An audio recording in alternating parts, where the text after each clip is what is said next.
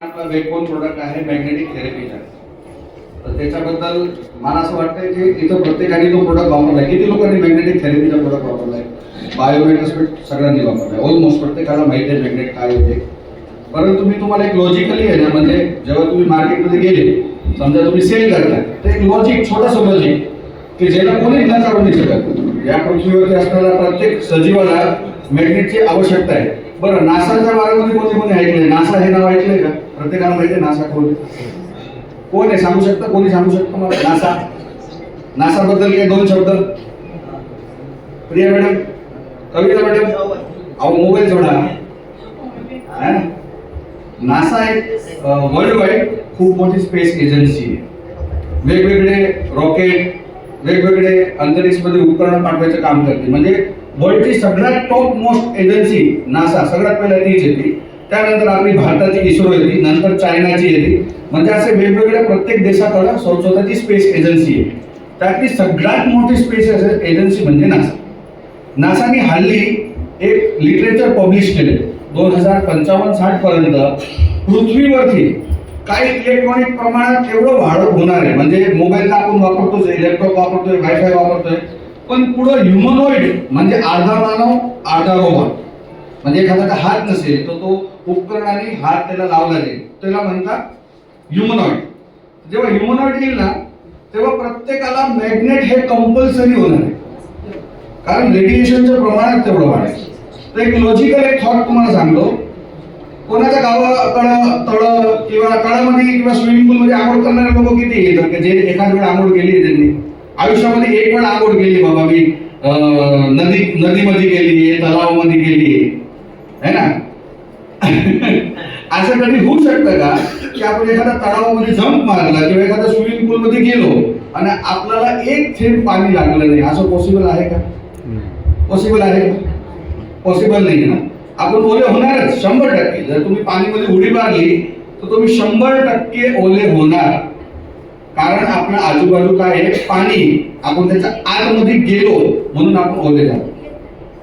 पृथ्वी हे स्वतः एक मॅग्नेट आहे. लहानपणी वैज्ञानिक पुस्तकमध्ये, आपल्या विज्ञानाच्या पुस्तकमध्ये यायचं नॉर्थ पोल आणि साऊथ पोल, उत्तरीय दिशा, दक्षिणीय दिशा. कोणाकोणाला माहिती आहे? प्रत्येकाला माहिती आहे ना. तर हे नॉर्थ पोल आणि साऊथ पोल म्हणजे काय? पृथ्वी एक स्वतः मॅग्नेट आहे आणि पृथ्वी स्वतःच्या नॉर्थ आणि साऊथ मध्ये मॅग्नेटिक तरंगाचं उत्पन्न करतं. हे मॅग्नेटिक तरंग बाहेरून येणारे जे रेडिएशन आहे, म्हणजे सूरज झालं, अंतरिक्ष झालं, इथून येणारे जेवढे काही रेडिएशन आहे त्या रेडिएशनला रोखून ठेवतं. म्हणजे पृथ्वी स्वतः मॅग्नेट आहे आणि मॅग्नेटच्या तरंगांनी पृथ्वीला घेरून ठेवले. म्हणजे मॅग्नेटिक तरंगाचा आत पृथ्वी आहे आणि आपण कुठं राहतो? मग असं पॉसिबल होईल का आपण पृथ्वीवर जातो आणि आपल्याला मॅग्नेटिक तरंग टच होत नसेल? ते टच होतात, ते आपल्या शरीरामधून प्रसारित पण होतात. इलेक्ट्रोमॅग्नेटिक वेव्हज हे आपलं जीवन रहस्य आहे. बरं, किती लोक इथं न जेवता 5 दिवस राहू शकतात? काहीच जेवायचं नाही, 2 दिवस आरामात काढू शकतो आपण. 2 दिवस. अच्छा, विदाउट वॉटर तुम्ही किती दिवस काढू शकता? हा मॅम बोला.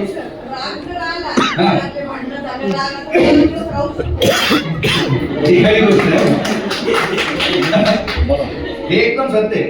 बिना अन्न ह्युमन बॉडी 1 वीक पर्यंत आरामात काढू शकतो.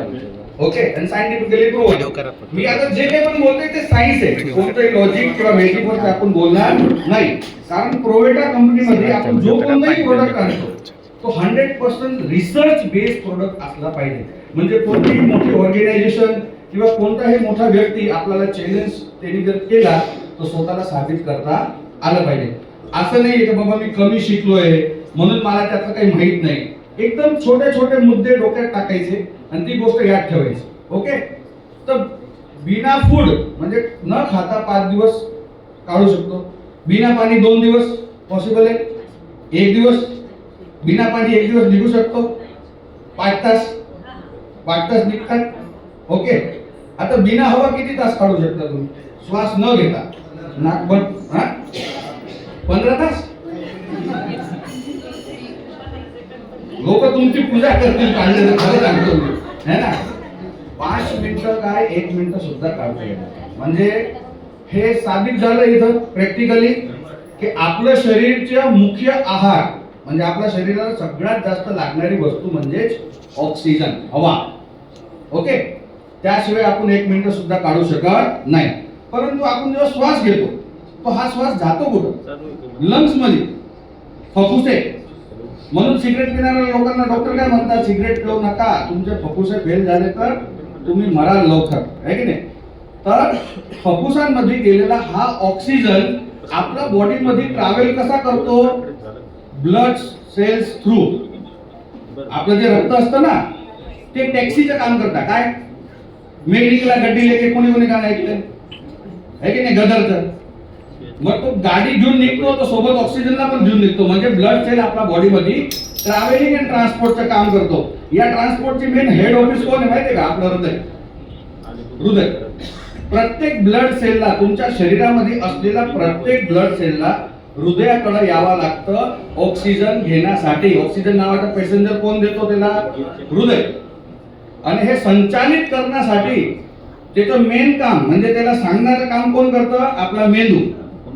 सूक्ष्म मेंदू असतो ना आपला, तो नाना पाटेकर सांगायचा, अरे इधर मत मारने का आदमी मर जाता है ना. तर मेंदू सिग्नल देतो हृदयाला, हृदय लंग्स कडून घेतो ऑक्सिजन आणि ते ऑक्सिजन ब्लड सेल मध्ये तो टाकतो.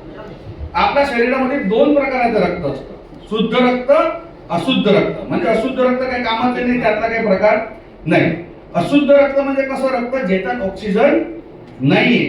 ज्या ब्लड सेलनी ऑक्सिजन ड्रॉप केलं आणि परत तो किडनी पर्यंत गेला, त्याला किडनीने फिल्टर केलं, परत तो हृदयात गेला, हृदयाने त्याला परत ऑक्सिजनचा सेल दिला, नंतर तो परत ट्रॅव्हलिंग साठी निघून गेला. तर हे जी प्रक्रिया होती, ही प्रक्रिया करण्यासाठी पृथ्वीची इलेक्ट्रोमॅग्नेटिक वेव्स वापरली जाते. कोणी ऑक्सिजनला पकडू शकतं का? नाही पकडू शकत. आपलं मानवीय शरीर हे उच्च दर्जाचं मशीन आहे. असं मशीन देवा प्रभू विठ्ठल शिवाय कोणी बनवू शकत नाही. आपल्या हातात नाही. एखाद्याचे श्वास थांबले तर तुम्ही ठरवलं तरी श्वास देता येणार. तर ह्या ज्या प्रक्रिया होतात ह्याचं मुख्य कारण आहे पृथ्वीचे इलेक्ट्रोमॅग्नेटिक वेव्स. आणि ह्या इलेक्ट्रोमॅग्नेटिक वेव्सला हल्लीच्या लाईफस्टाईलच्या साठी आपण काय दिलंय? थर्ड दिलंय, थर्ड. आणि याच्यात तुमचा कोणाचा काही फॉल्ट नाही. उपकरणं आले, मार्केटिंग झाली, लोकांची प्रगती झाली, गावामध्ये राहणारे जे झोपडे होते ते नष्ट झाले, तिथं बिल्डिंग आली, 1st floor, 2nd floor, 3rd floor. Burj खलिफाचं किती हाईट आहे कोणी सांगणार का? दुबईला कोण गेले इकडून? कोणी नाही गेलं. कोणी तो गेला असं ना दुबईला एवढ्या मधून. प्रोव्हायडरच्या माध्यमाने या वर्षी दुबई जायचं आपल्याला.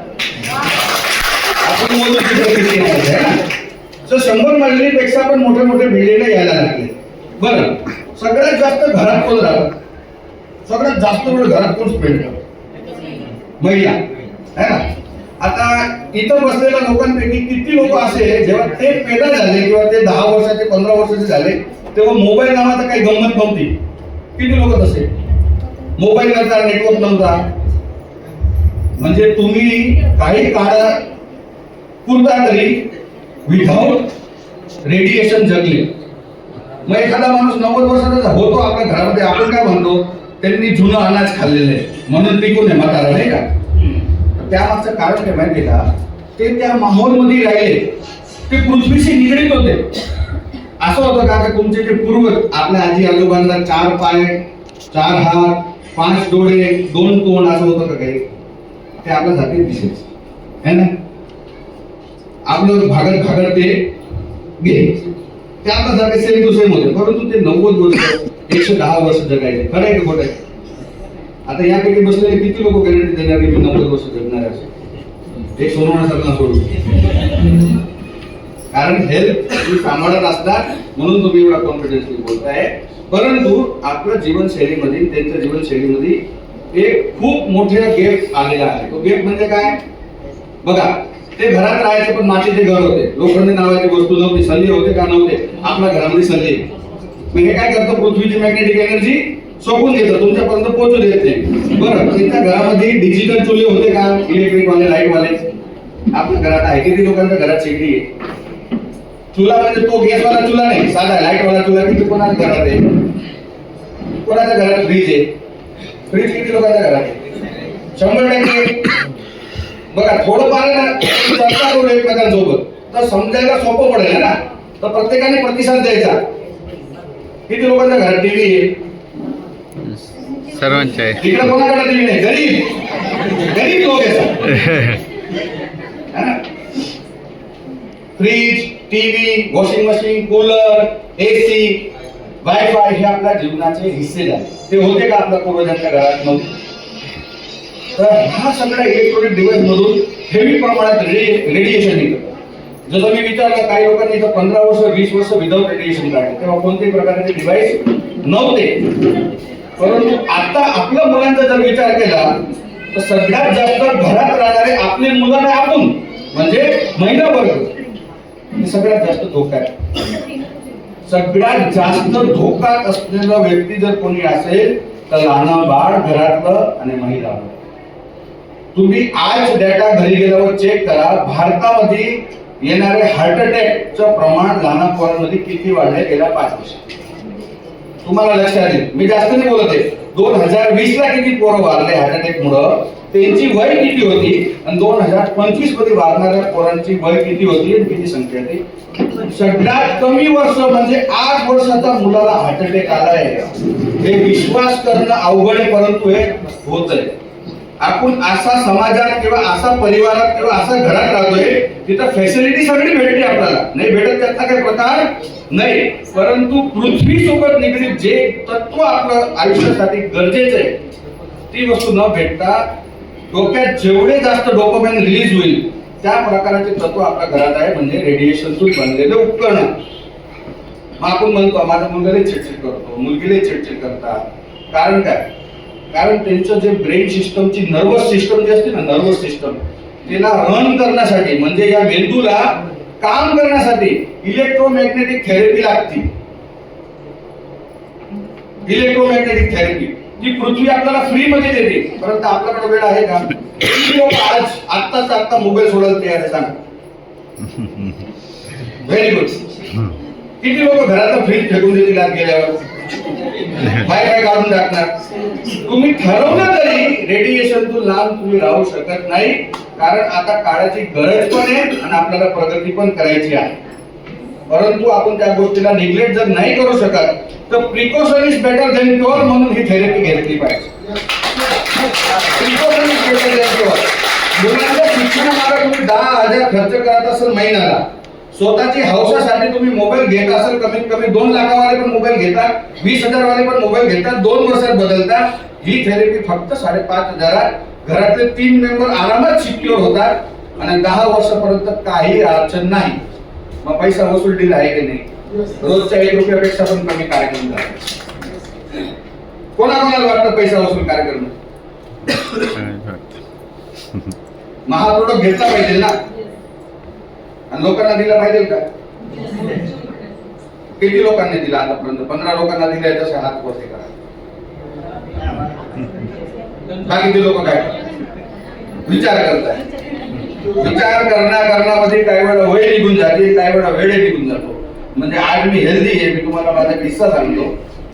27, 26, 24, 25 आणि 26 तारीख मी अंगावर काढली. मला 7 सर्दी खोकला होता, परंतु कामाचं शेड्यूल म्हणा किंवा असतं, बरेच काही प्रोग्राम असतात, मग तिथं जा, हे करा, ते करा, या कंपनीला भेटा, याच्या चक्करमध्ये निग्लेक्ट केलं. 27 तारखेची इव्हेंट झाली, 28 तारखेला आम्ही बाहेर गेलो, 29 तारखेला घरी येईपर्यंत मला एवढं हाफ झालं तर घरात पोचले डायरेक्ट बेडवरती पडलो. 104 ताप आला. फक्त वरती जायचं बाकी होतं असं फील होतं.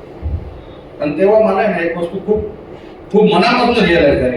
हे प्रमोशन साठी नाही बोलत आहे, ते रिअलायझेशन असं झालं की रोज हा विचार करायचा की कल सक्सेस होंगे, एक दिन सक्सेस होंगे. तुम्ही जर वेळ नाही ठरवला ना तर वेळ निघून जाईल. त्या दिवशी रात्री 10 वाजता ऍडमिट केलं नसतं मला डॉक्टर बोलले 87 पोहोचून गेलं तर तुमचं ऑक्सिजन लेवल, 83 ला माणूस मरतो, हार्टबीट तुमची 113 पर्यंत पोहोचत होते म्हणून.